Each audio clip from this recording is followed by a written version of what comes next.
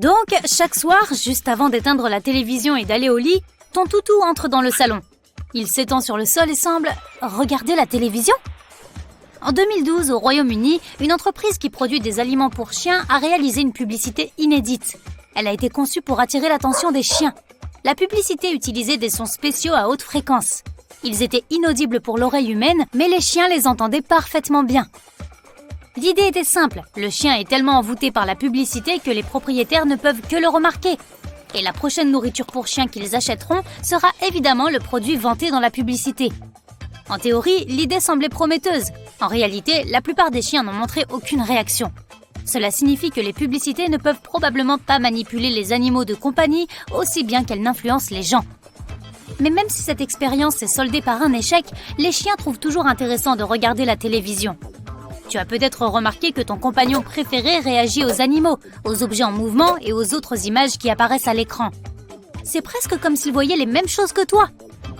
En termes de couleurs, la télévision et la réalité ne sont pas différentes pour les chiens. Ils voient le monde dans les nuances de jaune et de bleu et ne peuvent pas distinguer les teintes de vert et de rouge. De plus, la vision canine est quelque peu floue. Les chiens traitent ce qui se passe à l'écran d'une manière différente de la tienne. Lorsque tu regardes quelque chose, ton cerveau a besoin de 16 à 20 images vidéo par seconde pour détecter les mouvements. Pour ton toutou, ce nombre doit être supérieur à 70 images par seconde. Disons que ton animal est assis devant un vieux téléviseur. Ce qu'il voit ressemblerait dans ce cas à un flipbook. S'il s'agit d'une télévision moderne, il est fort probable que ton chiot soit beaucoup plus intéressé. En effet, les téléviseurs modernes ont une fréquence d'images vidéo plus rapide. Quant au contenu en tant que tel, les chiens réagissent aux mêmes choses qui attireraient leur attention dans la vie réelle. Il peut s'agir de jouets qui couinent, d'ordres donnés, et d'autres chiens qui aboient, grognent, jappent, etc. Mais si l'écran de télévision ne montre rien qui ait un rapport avec les chiens, alors ton animal restera probablement complètement indifférent. Hé, regarde, c'est ton ami Georges, et il a un chien que tu n'as jamais vu avec lui. Ah, c'est le nouveau chiot de sa sœur, et il est si mignon.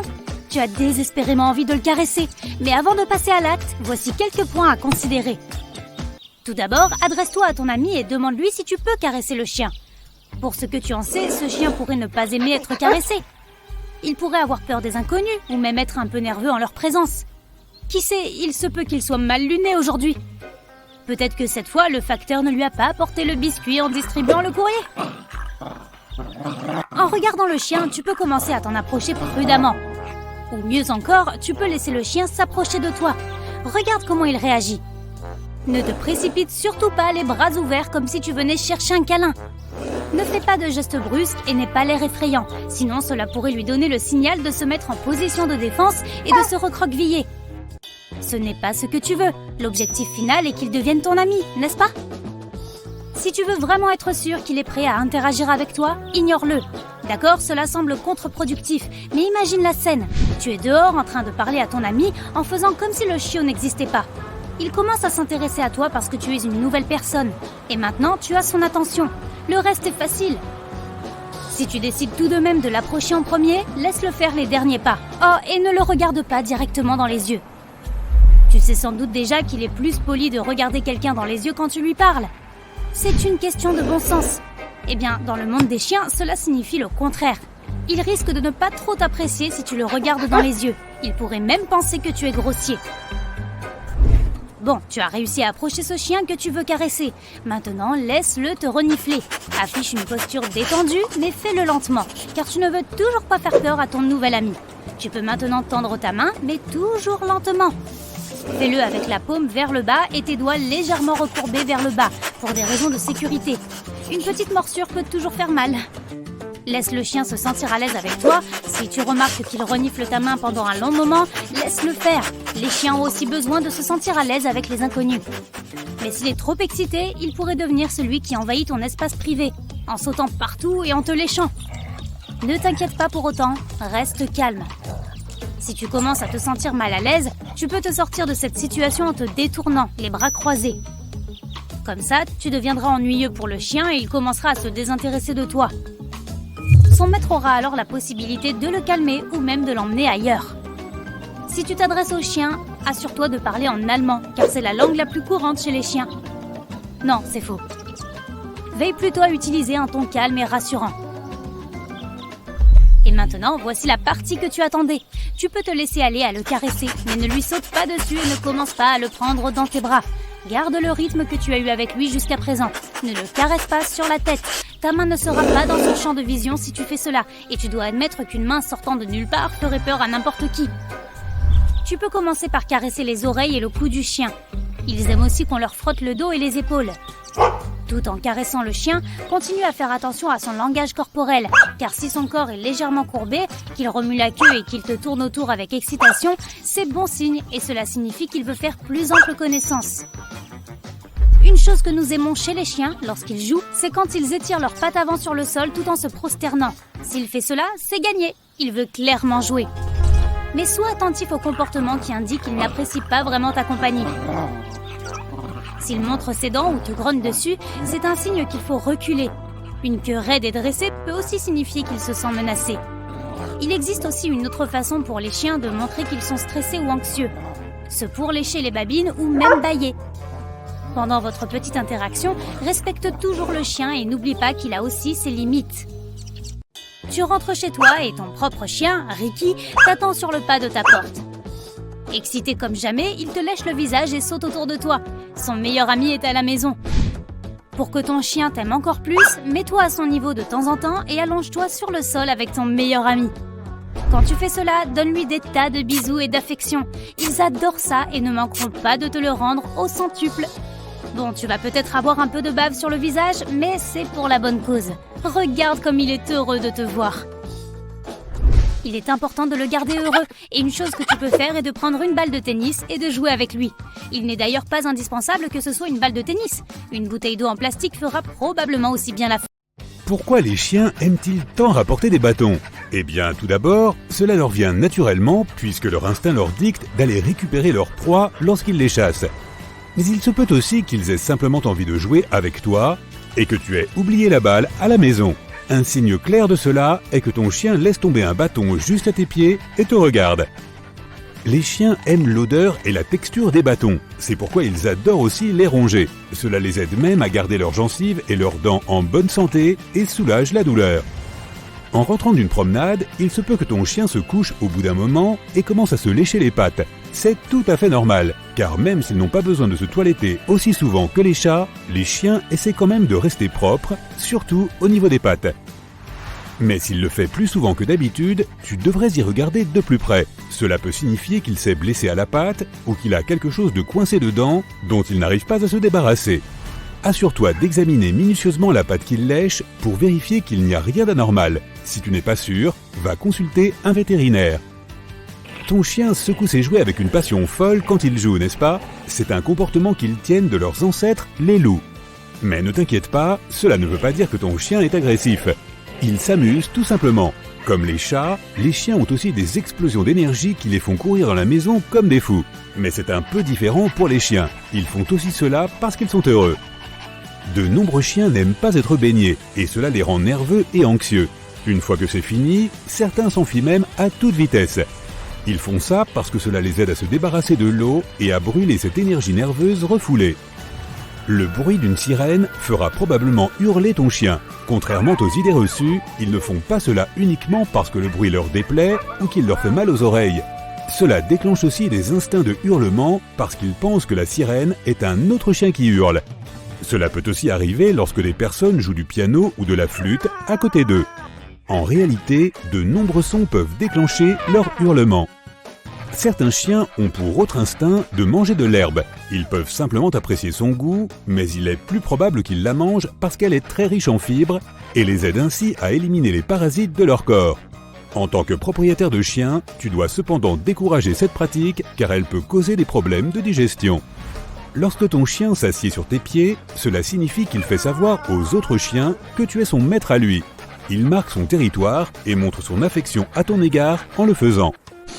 Les chiens se disent bonjour en se reniflant le derrière, c'est bien connu. Ils font cela car leur incroyable odorat leur permet d'en apprendre beaucoup sur cette nouvelle connaissance. Certains peuvent même déterminer si l'autre chien ressent une émotion particulière. Pour un chien, un bâillement peut avoir la même signification que pour nous, la somnolence. Mais il a aussi d'autres significations. Si un chien bâille pendant que tu essaies de le dresser, cela peut signifier qu'il est frustré. Laisser échapper un gros bâillement est peut-être sa façon de s'accorder une pause mentale. Cela pourrait même signifier qu'il en a assez et qu'il veut arrêter. Cela peut aussi être un signe qu'il est stressé et nerveux, comme lorsqu'il est chez le vétérinaire et qu'il n'a clairement pas envie d'être là. D'un autre côté, cela peut encore signifier qu'il est enthousiaste, comme le bâillement avant de partir en promenade. Se rouler sur le dos en réclamant un frottement de ventre est un comportement que beaucoup de chiens adoptent. Cela leur fait du bien de se faire caresser la fourrure et c'est aussi un signe qu'ils te font confiance. As-tu déjà remarqué comme sa petite patte donne un coup de pied dans le vide quand tu lui grattes le ventre? C'est ce qu'on appelle un réflexe de grattage et il ne le contrôle pas. Tu actives des nerfs sous sa peau lorsque tu lui grattes le ventre. Ce sont les mêmes nerfs qui agissent lorsque les chiens essaient de se débarrasser de quelque chose d'irritant comme un insecte coincé dans leur fourrure. Un autre signe de l'affection de ton chien pour toi est lorsqu'il te lèche. Sa maman avait certainement l'habitude de le nettoyer et de créer des liens avec lui de cette même façon lorsqu'il était encore chiot. C'est aussi un excellent moyen d'attirer ton attention lorsque tu es sur le canapé, trop occupé à regarder ton téléphone. Et quand il le fait en face de toi, c'est probablement qu'il veut de la nourriture ou qu'il veut goûter au reste du rôti que tu as mangé au déjeuner. Remuer la queue a un tas de significations différentes pour les chiens. Certaines recherches ont affirmé que si la queue des chiens remue davantage vers la droite, cela signifie qu'ils manifestent des émotions positives, tandis que remuer la queue vers la gauche pourrait signifier que les sentiments sont plus négatifs. Leur queue est un moyen pour nous de mieux les comprendre. Un chien effrayé aura généralement la queue baissée, et un chien alerte ou excité tiendra sa queue beaucoup plus haut que d'habitude. S'il est curieux, sa queue sera droite, et enfin, une queue raide et verticale signifie que tu dois faire attention à une potentielle agression. Tu peux te sentir triste si tu entends un chien pleurer ou gémir, mais cela ne signifie pas toujours la même chose que chez les humains. Les chiens utilisent ces cris comme une forme de communication qu'ils ont apprise lorsqu'ils étaient chiots. Les chiots gémissent pour demander des choses à leur maman, et quand ils grandissent, c'est aussi comme ça qu'ils communiquent avec nous. Ces gémissements peuvent signifier toutes sortes de choses, que le chien est excité, qu'il veut attirer ton attention, ou même qu'il s'est blessé. Il n'y a pas une seule bonne explication pour chaque gémissement. Mais il se peut aussi que tu encourages ton chien à gémir. Si tu l'emmènes en promenade chaque fois qu'il pleurniche, il croira que gémir l'aide à obtenir ce qu'il veut, et ce comportement deviendra habituel. En revanche, s'il gémit à longueur de journée, consulte un vétérinaire. Les chiens courent et se cachent souvent des aspirateurs car leurs oreilles sont très sensibles. Mais tous les chiens ne les détestent pas et certains peuvent même courir après l'aspirateur par jeu. Certains chiens aiment aussi courir après leur propre queue. C'est un excellent moyen pour eux de dépenser leur énergie et ils s'amusent en le faisant. Mais si tu remarques qu'ils font cela tout le temps, il faudra peut-être les faire examiner par un vétérinaire. Car dans certains cas, cela pourrait être un signe de trouble obsessionnel compulsif. Essaie de le distraire pendant qu'il court après sa queue. Appelle-le et dis que tu vas te promener. Cela devrait fonctionner, mais si ce n'est pas le cas, va chez le vétérinaire. Un agriculteur est en train de travailler dans son champ lorsque tous ses moutons s'échappent soudainement de leur enclos. Ils s'éparpillent partout, très loin. Des loups se cachent sûrement tout près, attendant l'occasion parfaite pour les dévorer. Un seul fermier ne peut pas rassembler tous ses moutons, même à cheval. Mais un chien le peut. Non pas un chien à cheval. Le chien peut rattraper les moutons et les rassembler. Les chiens ont été domestiqués il y a 14 à 29 000 ans. Leur fonction initiale était de nous aider, nous les humains, dans les tâches quotidiennes que nous ne pouvions pas faire nous-mêmes. Finalement, nous avons découvert que des chiens de taille et d'aptitudes différentes peuvent mieux faire certains travaux. Un berger allemand pouvait aider les bergers en Allemagne. Les Doberman étaient utilisés pour la sécurité, car ils sont forts et intimidants. Les terriers ont été élevés pour renifler les rats et autres vermines dans des endroits difficiles d'accès. Les chiens étaient le moyen de contrôle originel des nuisibles avant qu'il n'y ait un numéro spécial à appeler en cas de besoin. Les lévriers sont des coureurs à l'allure élégante et ont été élevés pour la chasse. Ils peuvent poursuivre le gibier jusqu'à 70 km/h, ce qui en fait la race de chien la plus rapide du monde. Bonne chance pour garder ce chien dans un appartement. Les mastifs existent depuis l'époque de la Rome antique. Ils étaient utilisés pour repousser les lions et autres grands animaux, ce qui en a fait le chien de garde idéal pour la protection. Ils peuvent sembler méchants et effrayants, mais ce sont en fait de gentils monstres qui aiment jouer et se prélasser. Le Saint-Bernard est un gros chien pelucheux qui peut résister à des températures glaciales. Ils sont utilisés pour retrouver les alpinistes perdus et les aventuriers coincés dans des tempêtes de neige ou des avalanches. Ils sont aussi connus pour être les meilleurs coursiers du monde canin et peuvent tirer un chariot à eux seuls. Si tu vis dans un pays gelé toute l'année, il y a de fortes chances que tu aies un couple de huskies sibériens à tes côtés. Ils sont indispensables pour le transport et se débrouillent très bien en groupe. Les personnes qui vivent dans de telles conditions utilisent encore aujourd'hui ces chiens pour tirer leur traîneau d'un endroit à l'autre. Ensuite, il y a des chiens d'apparence, disons uniques, mais tout aussi adorables. Oui, on parle de toi, monsieur le Bull Terrier. Ces canidés au museau rond sont connus pour être plutôt coriaces dans le monde des chiens. Ils adorent la compagnie des humains et ne se lassent jamais de jouer. Et puis il y a les carlins, nos compagnons préférés aux gros yeux. Les carlins existent depuis des centaines d'années en Chine et sont considérés comme les chiens de salon parfaits. Ils sont aussi connus pour être les clowns du monde canin. Ils ont fini par être introduits en Europe et ont conquis le monde à partir de là. Ils sont devenus si populaires qu'ils sont apparus dans des tableaux dès les années 1700. L'une des plus anciennes races de chiens, et la seule à avoir une langue bleue, est le Chow Chow. Les chows peuvent sembler intimidants, mais comme c'est souvent le cas avec les chiens, ce sont d'adorables petites créatures.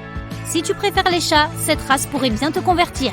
Les chows aiment passer du temps seuls et sont souvent comparés aux chats pour ce trait de caractère. Ils ne sont peut-être pas très enclins à se faire des amis, mais ce sont des compagnons incroyablement fidèles. Les experts pensent que ces ours en peluche ambulants sont originaires de Mongolie et du nord de la Chine.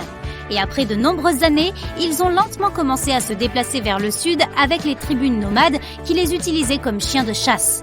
Comme les carlins, des illustrations de Chow Chow sont apparues sur des poteries et des tableaux il y a 2000 ans. Lorsque leur popularité a atteint le reste du monde, le nom de Chow Chow est resté.